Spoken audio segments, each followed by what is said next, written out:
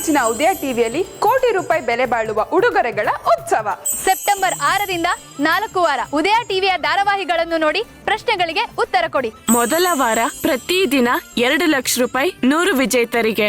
ಎರಡನೇ ವಾರ ಪ್ರತಿದಿನ 5 ಲಕ್ಷ ಬೆಲೆ ಬಾಳುವ ಚಿನ್ನದ ನಾಣ್ಯಗಳು 100 ವಿಜೇತರಿಗೆ. ಮೂರನೆಯ ವಾರ ಕೂಡ ಪ್ರತಿದಿನ 5 ಲಕ್ಷ ಬೆಲೆ ಬಾಳೋ ಚಿನ್ನದ ನಾಣ್ಯಗಳು 100 ವಿಜೇತರಿಗೆ. ನಾಲ್ಕನೇ ವಾರ ಪ್ರತಿದಿನ 6 ಲಕ್ಷ ರೂಪಾಯಿ ಬೆಲೆ ಬಾಳುವ ಡೈಮಂಡ್ ರಿಂಗ್ಗಳು 100 ಅದೃಷ್ಟಶಾಲಿ ವೀಕ್ಷಕರಿಗೆ. ಚಾನೆಲ್ ಚೇಂಜ್ ಮಾಡದೆ ಉದಯ ಟಿವಿ ವೀಕ್ಷಿಸಿ ಕೋಟಿ ರೂಪಾಯಿ ಗೆಲ್ಲುವ ಅವಕಾಶ ನಿಮ್ಮದಾಗಿಸಿಕೊಳ್ಳಿ. ಉದಯ ಉಡುಗೊರೆಗಳ ಉತ್ಸವ ನಿಮಗಾಗಿ.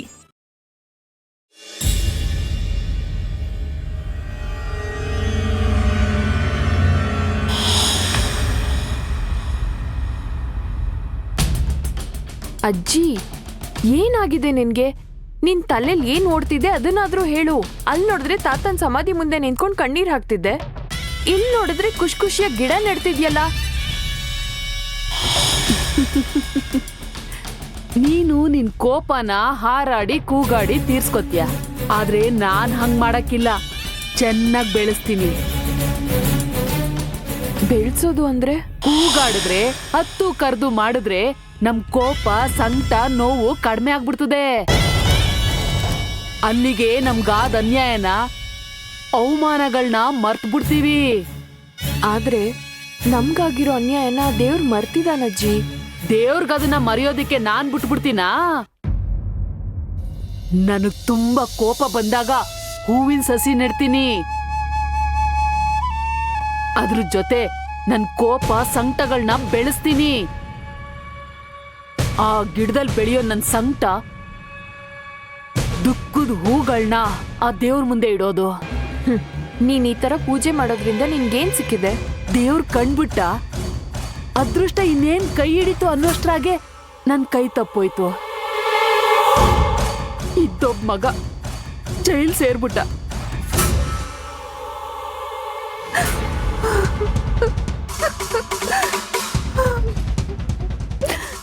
ಅಳ್ಬೇಡ ಅಜ್ಜಿ. ಅಪ್ಪ ನೆನ್ಪಾದ್ರ? ಅವನ್ನ ನೆನ್ಸ್ಕೊಳ್ದೆ ಇರೋ ದಿನನೇ ಇಲ್ಲ. ಇದ್ದೊಬ್ಬ ಮಗ. ಅಜ್ಜಿ, ನೀನ್ ಈ ತರ ಅಳ್ಮುಂಜಿ ಆಗಿರೋದು ನಂಗೆ ಸ್ವಲ್ಪನೂ ಇಷ್ಟ ಇಲ್ಲ. ನೀನ್ ಯಾವಾಗ್ಲೂ ಸ್ಟ್ರಾಂಗ್ ಆಗಿರ್ಬೇಕು. ನನಗೆ ನನ್ನ ಸ್ಟ್ರಾಂಗ್ ಅಜ್ಜಿ ನಂಜಮ್ಮನೇ ಇಷ್ಟ. ನಾನ್ ಅಳ್ತಾ ಕೂತ್ಕೊಂಡಿದ್ದಿದ್ರೆ ನಿನ್ನ ದೊಡ್ಡ ಮನೆ ಸೊಸೆಯಾಗಿ ಕಳ್ಸಕ್ ಆಯ್ತಿತ್ತಾ? ನನ್ ಮಗನ್ ನೆನ್ಸ್ಕೊಂಡು ಮನ್ಸ್ ಸ್ವಲ್ಪ ಮೆತ್ಗಾಯ್ತು ಅಷ್ಟೇ. ಆ ಮನೆಗೆ ಸೊಸೆಯಾಗಿ ಹೋಗಿದ್ದಷ್ಟೇ ನನ್ ಭಾಗ್ಯ. ನಮ್ ಎಲ್ಲಾ ಕೆಲ್ಸಕ್ಕೂ ಅಮ್ಮ ಮಗಳು ಇಬ್ರು ಅಡ್ಡ ಬರ್ತಾರೆ. ಸಾಲದಕ್ಕೆ ಅವಳು ಆ ಮನೆಗ್ ಸೊಸೆಯಾಗಿ ಬೇರೆ ಬರ್ತಾ ಇದ್ದಾಳೆ. ದೇವ್ರು ಹೆಜ್ಜೆ ಹೆಜ್ಜೆಗೂ ಪರೀಕ್ಷೆ ಕೊಡ್ತಾವ್ನೆ. ಆದ್ರೆ ನನ್ ದೇವ್ರ ಹತ್ರ ಕೇಳೋದು ಒಂದೇಯ, ನನ್ ಮಗನ್ನ ಜೈಲಿಂದ ಹೊರಗ್ ಕಳ್ಸು ಅಂತ. ಆಮೇಲೆ ನೀನು ಆ ಮನೆಗೆ ರಾಣಿಯಾಗಿ ಮೆರಿಬೇಕು. ಅಜ್ಜಿ, ನೀನ್ ತೋರಿಸಿದ ದಾರಿಯಲ್ಲೇ ನಾನ್ ನಡೆಯೋದು. ನಾವ್ ಮಾಡೋದು ಇನ್ನೂ ತುಂಬಾ ಇದೆ. ಆದ್ರೆ ನೀನ್ ಈ ತರ ವೀಕ್ ಆದ್ರೆ ನಾನ್ ಏನ್ ಮಾಡ್ಲಿ ಹೇಳು? ನನ್ಗೆ ನಿನ್ ಸಪೋರ್ಟ್ ಬೇಕು. ಹಿಂದೆ ನಮ್ಗಾದ ಅನ್ಯಾಯ ಮತ್ತೆ ನಮ್ಗಾಗಕ್ ನಾನ್ ಬಿಡಕ್ಕಿಲ್ಲ. ಆ ದೊಡ್ಡ ಮನೆ ಆಸ್ತಿ ಅಧಿಕಾರ ನಿನಗ್ ಸಿಗ್ಬೇಕು. ಆ ದೊಡ್ಡ ಮನೆ ಮಗಳಾಗಿ ಸುಭದ್ರಾ ಮತ್ತೆ ಅವಳ ಮಗಳು ಅಧಿಕಾರ ಕಿತ್ಕೊಳಕ್ಕೆ ನಾನ್ ಬಿಡಕ್ಕಿಲ್ಲ. ಆದ್ರೆ ಮದ್ವೆ ಫಿಕ್ಸ್ ಆಗ್ಬಿಟ್ಟಿದ್ಯಲ್ಲ ಅಜ್ಜಿ, ಅದು ಇನ್ 3 ದಿನದಲ್ಲಿ. ಕೆಲ್ಸ ಸಾಧಿಸ್ಬೇಕು ಅನ್ನೋರ್ಗೆ 3 ಗಂಟೆ, 3 ದಿನ, 3 ವಾರ ಎಲ್ಲ ಒಂದೇ. ನಮ್ಮ ಹತ್ರ ಸಮಯ ಎಷ್ಟಿದೆ ಅನ್ನೋದು ಮುಖ್ಯ ಅಲ್ಲ. ಇರೋ ಸಮಯದಲ್ಲಿ ನಾವ್ ಏನ್ ಕೆಲ್ಸ ಮಾಡಿದೀವಿ ಅನ್ನೋದೇ ಮುಖ್ಯ. ನಿನ್ನ ಅಜ್ಜಿಗಿರೋ ಬುದ್ಧಿವಂತಿಕೆಗೆ 3 ದಿನ ಬೇಕಾದಷ್ಟಾಯ್ತು. ಅದು ಸಾಧ್ಯ ಆಗದೆ ಇದ್ರೆ ನನ್ನ ಹತ್ರ ಇರೋ ಒಂದ್ ಅಸ್ತ್ರ ಉಪಯೋಗಿಸ್ತೀನಿ. ಅಸ್ತ್ರನಾ? ಏನಜ್ಜಿ ಅದು? ಸಮಯ ಬಂದಾಗ ಹೇಳ್ತೀನಿ ಮೊಮ್ಮಗಳೇ. ಅಜ್ಜಿ ಅಂದ್ರೆ ಅಜ್ಜಿ.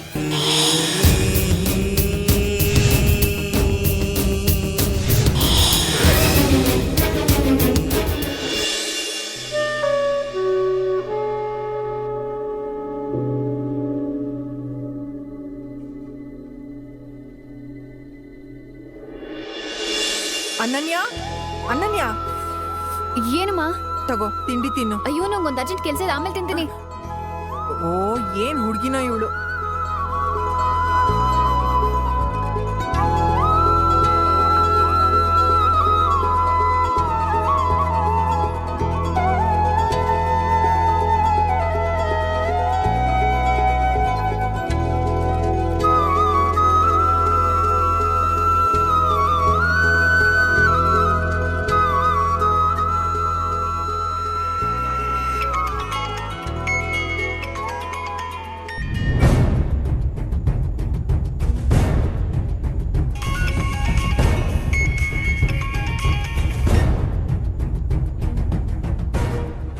ಹಲೋ. Good morning. ಹಾಂ ಗುಡ್ ಮಾರ್ನಿಂಗ್. ಏನು ಬೆಳಗ್ಗೆನೆ ಕಾಲ್ ಮಾಡಿದ್ಯಾ? ಅಯ್ಯೋ ವರುಣ, ಇನ್ಮೇಲೆ ದಿನಾ ಬೆಳಗ್ಗೆ ನೀನ್ ನನ್ನ ಹತ್ರನೇ ಮಾತಾಡ್ಬೇಕು. ಹಾ, ಆಮೇಲೆ ನೀನು ಅಷ್ಟೇ ಬೆಳಗ್ಗೆ ಹೊತ್ತು ನನ್ನ ಹತ್ರನೇ ಮಾತಾಡ್ಬೇಕು ಅಂತ ಆಸೆ.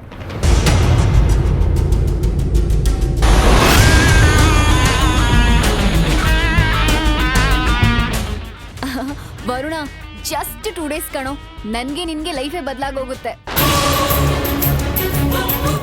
ಏನ್ 2 days? ಯಾವ್ದು 2 days? ಯಾರು ಹೇಳಿದ್ರು ನಿಂಗೆ? ನಮ್ ಮದ್ವೆಗೆ 2 ದಿನ ಅಂತ ಹೇಳ್ದೆ ತಾನೆ, ಅದಾದ್ಮೇಲೆ ಯಾವ್ದು ಮೊದ್ಲಿನಾಗಿರೋದೇ ಇಲ್ಲ.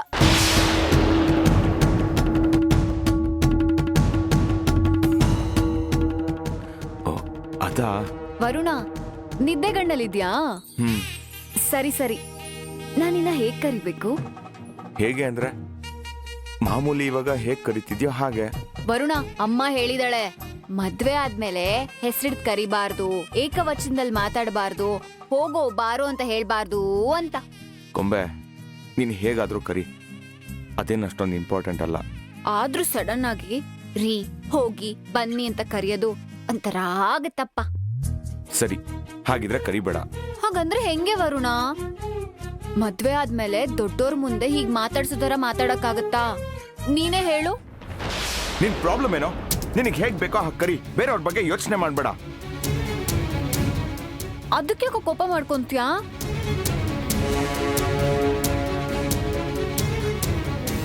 ಸಾರಿ, ಬೆಳಗ್ಗೆನೆ ಯಾವ್ದೋ ಸಿಲ್ಲಿ ವಿಷಯಕ್ಕೆ ತಲೆ ಕೆಡ್ಸ್ಕೊತಿದ್ಯಾ ಅಂತ ಇರಿಟೇಟ್ ಆಯ್ತು. ಪರವಾಗಿಲ್ಲ ಬಿಡು. ರೀ, ನಾನು ಫ್ಯಾಕ್ಟ್ರಿಗೆ ಹೋಗಿ ದುಡ್ಡಿಸ್ಕೊಂಡ್ ಬರ್ತೀನಿ.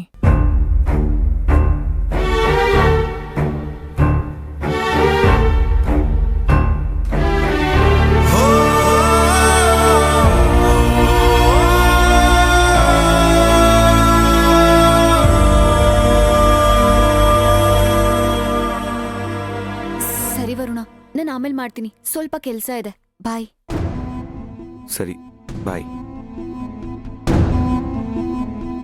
ಅಮ್ಮ, ನಾನ್ ಫ್ಯಾಕ್ಟ್ರಿಗೆ ಹೋಗ್ತೀನಿ. ಬೇಡಮ್ಮ, ಇನ್ 2 ದಿನದಲ್ಲಿ ಮದ್ವೆ ಇದೆ, ನೀನ್ ಹೋಗೋದ್ ಬೇಡ. ಅಮ್ಮ, ಮದ್ವೆಗಿನ್ 2 ದಿನ ಇದೆ, ಎಲ್ಲ ಕೆಲ್ಸ ನೀನೇ ಮಾಡ್ತೀಯಾ? ಇನ್ನು ಗೊಂಬೆಗಳ ಡೆಲಿವರಿ ಕೊಡ್ಬೇಕು. ಅಯ್ಯೋ, ನಾನ್ ಮರ್ತೇ ಬಿಟ್ಟಿದ್ದೆ. ಅದನ್ನೇ ಹೇಳ್ತಿರೋದು, ನೀನ್ ಗೊಂಬೆ ಡೆಲಿವರಿಗೆ ಹೋಗು, ನಾನು ಫ್ಯಾಕ್ಟ್ರಿಗೆ ಹೋಗಿ ದುಡ್ಡಿಸ್ಕೊಂಡ್ ಬರ್ತೀನಿ. ಅನನ್ಯ, ನಿಮ್ಮ ಅಮ್ಮನೇ ಫ್ಯಾಕ್ಟ್ರಿಗೆ ಹೋಗ್ಲಿ, ನೀನ್ ಬೇಕಾದ್ರೆ ಗೊಂಬೆ ಡೆಲಿವರಿಗೆ ಹೋಗು.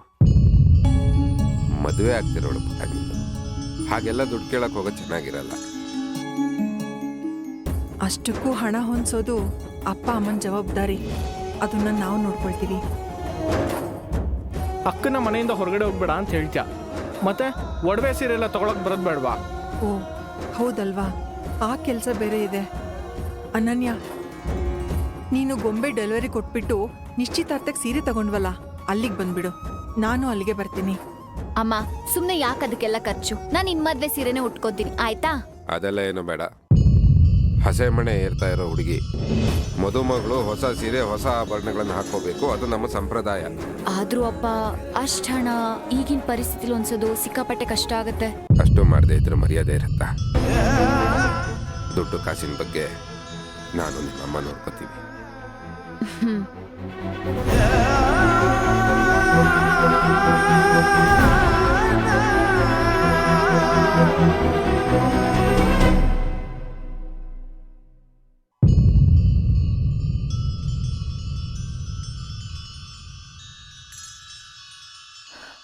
ತಗೊಳ್ಳಿ ಕಾಫಿ.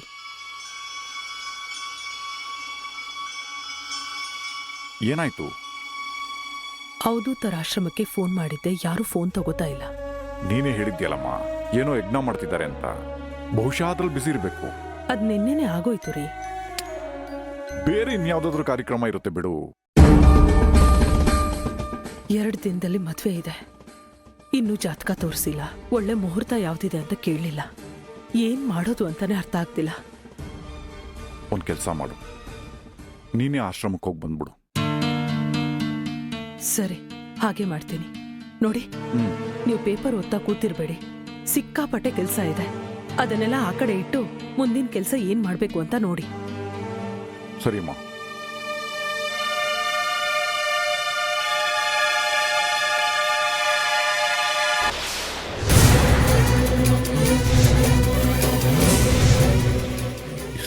Bomb blast.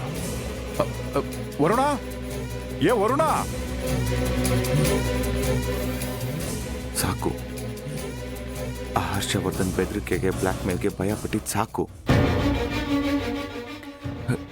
ಇದರಲ್ಲಿ ನನ್ನೊಬ್ಬಂದೇ ತಪ್ಪಿರ್ಲಿಲ್ವಲ್ಲ.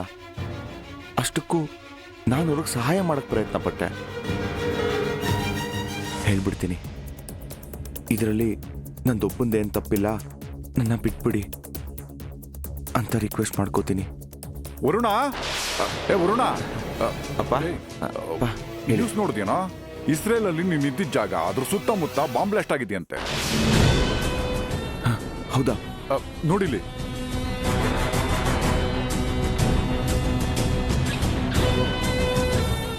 ಮೊದಲು ಅಲ್ಲಿರೋ ಫ್ರೆಂಡ್ಸ್ಗೆಲ್ಲ ಫೋನ್ ಮಾಡಿ ಅವ್ರು ಸೇಫ್ ಆಗಿದ್ದಾರಾ ಅಂತ ವಿಚಾರಿಸ. ಸರಿಪಾ, ಬೇಗ.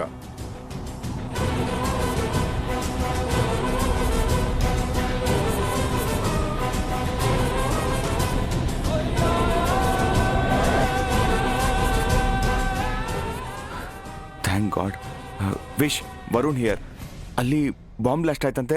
R you guys safe? ಹೌದು ಮಗ, ನಾವು ಸೇಫ್ ಆಗಿದ್ದೀವಿ, ಏನೋ ತೊಂದರೆ ಇಲ್ಲ. ಆದ್ರೆ ನೀನ್ ಇದ್ದಿದ್ದು ಮತ್ತೆ ಹರ್ಷವರ್ಧನ್ ಇದ್ದಿದ್ದು ಎಲ್ಲ ಬ್ಲಾಸ್ಟ್ ಆಗ್ಬಿಟ್ಟಿದೆಯಂತೆ ಮಗ. ಹೌದಾ? ಈಗ ಹರ್ಷವರ್ಧನ್ ಎಲ್ಲಿದ್ದಾನೆ ಅಂತ ಗೊತ್ತಾ? ನೋ ಐಡಿಯಾ ಮಗ. Okay Vish, you take care.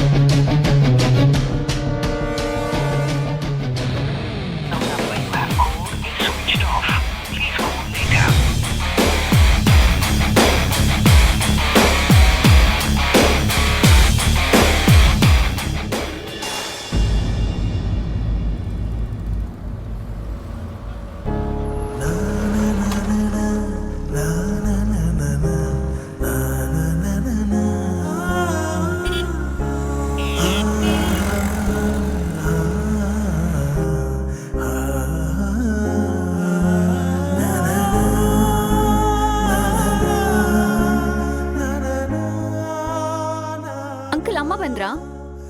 ಇಲ್ಲಮ್ಮ. ಹೌದಾ, ಸರಿ. ಅರೆ ಬಾ ಕೂತ್ಕೋ ಬಮ್ಮ. ಇಲ್ಲೇ ಇರ್ತೀನಿ ಅಂಕಲ್, 2 ನಿಮಿಷ ಬಂದೆ. ಸರಿಮ್ಮ.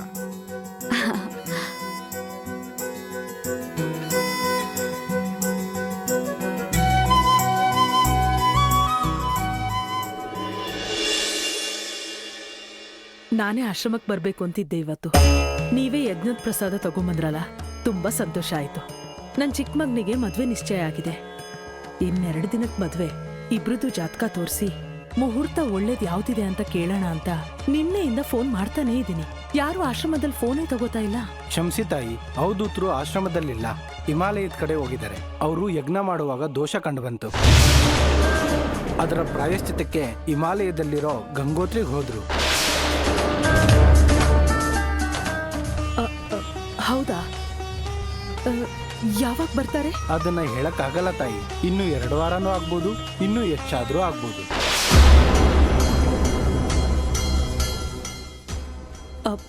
ಅವಧೂತ್ರನ್ ಕೇಳ್ದೆ ನಾನು ಯಾವ ಕೆಲ್ಸಾನೂ ಮಾಡೋದಿಲ್ಲ. ಮಗನ್ ಮದ್ವೆ, ನಾನು ಅವ್ರ ಹತ್ರ ಮಾತಾಡ್ಲೇಬೇಕು. ಅವ್ರ ಜೊತೆಲಿರೋರು ಯಾರ್ದಾದ್ರೂ ನಂಬರ್ ಕೊಡಿ. ಅವ್ರೊಬ್ರೇ ಹೋಗಿದ್ದಾರೆ ತಾಯಿ. ಅವರು ಮೊಬೈಲ್ ಇಟ್ಕೊಳ್ಳೋದಿಲ್ಲ, ಅದು ನಿಮ್ಗೆ ಗೊತ್ತಲ್ವಾ? ಅಯ್ಯೋ, 2 ದಿನದಲ್ಲೇ ಮದ್ವೆ. ಜಾತಕ ತೋರಿಸದೆ ಹೇಗ್ ಮುಂದುವರಿಯೋದು? ಗುರುಗಳು ಬಂದಿದ ತಕ್ಷಣ ತಿಳಿಸ್ತೀನಿ ತಾಯಿ.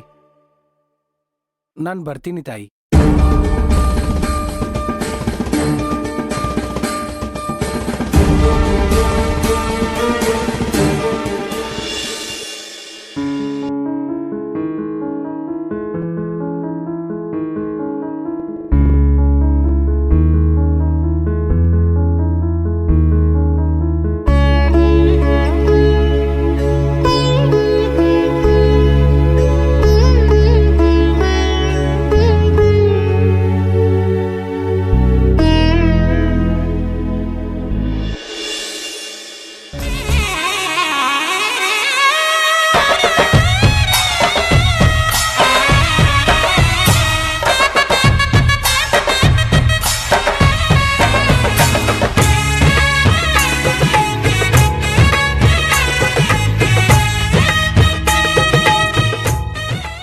ಮಾಲ್ತಿ, ಸುಭದ್ರಂಗೂ 3-4 ಸೀರೆ ತಗೊಮ್ಮ, ಮರಿಬೇಡ.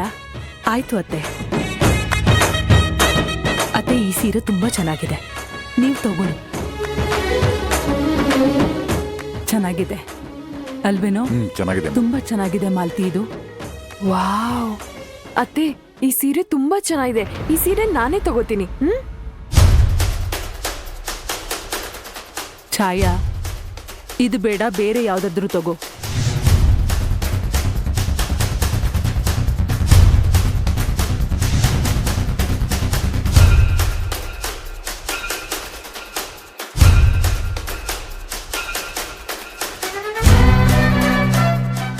ನಮಸ್ಕಾರ ರಾಜೇಶ್ವರಿ ಅಮ್ಮ ಅವ್ರಿಗೆ. ಅಮ್ಮ ಬಂದೇ ಬಿಟ್ರು. ನಮಸ್ಕಾರ ಗೋಪಾಲ್ಚಾರಿ, ಬನ್ನಿ. ಆಗ್ಲಿ. ಅಂದ ಹಾಗೆ ನೀವು ಹೇಳಿದ ಒಡವೆಗಳನ್ನ ತಂದಿದ್ದೀನಿ, ಒಂದ್ಸತಿ ನೋಡಿ.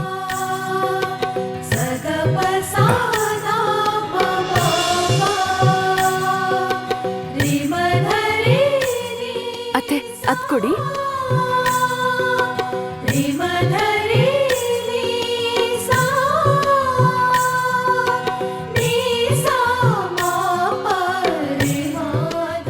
ತುಂಬಾ ಚೆನ್ನಾಗಿದೆ.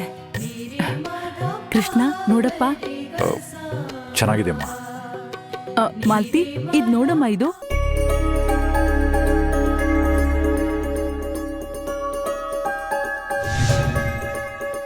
ಚೆನ್ನಾಗಿದೆ.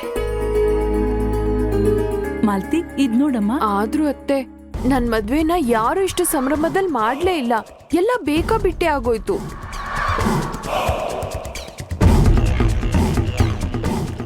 ನಿಮ್ ಮದ್ವೆಗೂ ಎಲ್ರೂ ಸಂತೋಷವಾಗಿ ಒಪ್ಕೊಂಡಿದ್ರೆ ಎಲ್ಲ ಅಚ್ಚುಕಟ್ಟಾಗಿ ನಡೀತಿತ್ತು. ಆದ್ರೆ ನೀನು ನಿನ್ ಗಂಡ ಅವಕಾಶನೇ ಕೊಡ್ಲಿಲ್ವಲ್ಲಮ್ಮ.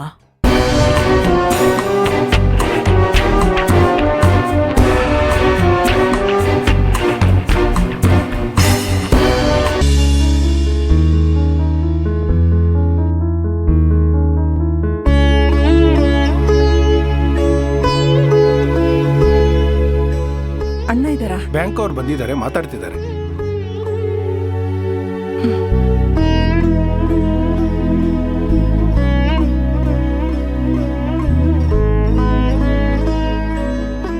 ನೀವು ಹೋಗಿಮ್ಮ.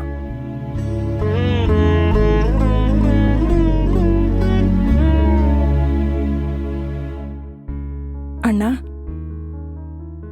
ಓ ಸುಭದ್ರಕ್ಕ, ಬನ್ನಿ ಕೂತ್ಕೊಳ್ಳಿ. ಪರವಾಗಿಲ್ಲ. ಏನಕ್ಕ ಬಂದಿದ್ದು? ಅಣ್ಣ, ನೀವು 3 ಲಕ್ಷ ರೂಪಾಯಿ ಕೊಡ್ತೀನಿ ಅಂದಿದ್ರಿ, 50,000 ರೂಪಾಯಿ ಅಡ್ವಾನ್ಸ್ ಕೊಟ್ಟಿದ್ದೀರಾ. ಇನ್ನು 2.5 ಲಕ್ಷ ಯಾವಾಗ ಸಿಗ್ಬೋದು ಅಂತ ಕೇಳೋಣ ಅಂತ ಬಂದೆ. ಅದು ಎಂಗೇಜ್ಮೆಂಟ್ ಡೇಟ್ ಫಿಕ್ಸ್ ಆಯಿತು. ಇನ್ನೇನು ಮದುವೆ ದಿನನೂ ಫಿಕ್ಸ್ ಆಗಿಬಿಡುತ್ತೆ. ತುಂಬ ಖರ್ಚುಗಳಿತ್ತು. ಆ ಹಣ ಸಿಕ್ಕಿದಿದ್ರೆ ತುಂಬ ಉಪಕಾರ ಆಗಿರೋದು. ಸುಭದ್ರಕ್ಕ, ದಯವಿಟ್ಟು ನನ್ನ ಕ್ಷಮಿಸ್ಬಿಟ್ಟು, ನನ್ನಿಂದ ನಿಮ್ಗೆ ಹಣ ಕೊಡೋಕ್ಕಾಗಲ್ಲ. ಅಯ್ಯೋ ಅಣ್ಣ, ಏನು ಹೇಳ್ತಿದ್ದೀರಿ? ನನ್ನ ಸ್ನೇಹಿತನಿಗೆ ನಾನು ಬ್ಯಾಂಕ್ ಲೋನ್ಗೆ ಶ್ಯೂರಿಟಿ ಹಾಕಿದ್ದೆ. 5 ತಿಂಗಳಿಂದೆ ಅವನ ಆಕ್ಸಿಡೆಂಟಲ್ಲಿ ತೀರೋದ. ಅದನ್ನು ನಾನೇ ತೀರಿಸ್ಬೇಕು ಅಂತ ಬ್ಯಾಂಕ್ನವರು ನನ್ನ ಕುತ್ತಿಗೆ ಮೇಲೆ ಕೂತಿದ್ದಾರೆ. ನಾನು ಕ್ಲಿಯರ್ ಮಾಡದೇ ಇದ್ದರೆ ನನ್ನ ಫ್ಯಾಕ್ಟ್ರಿನ ಜಪ್ತಿ ಮಾಡಬೇಕು ಅಂತಿದ್ದಾರೆ. ದಯವಿಟ್ಟು ಈಗ ಹೇಳ್ತೀನಿ ಅಂತ ತಪ್ಪು ತಿಳ್ಕೊಬೇಡಿ. ಈಗ ನನಗೆ ಹಣದ ಅವಶ್ಯಕತೆ ತುಂಬ ಇದೆ. ಅಡ್ವಾನ್ಸು ಅಂತ ಕೊಟ್ಟಿರೋ ಹಣನ ದಯವಿಟ್ಟು ನೀವು ನನಗೆ ವಾಪಸ್ ಕೊಟ್ರೆ ತುಂಬ ಉಪಕಾರ ಮಾಡ್ದಾಗುತ್ತೆ.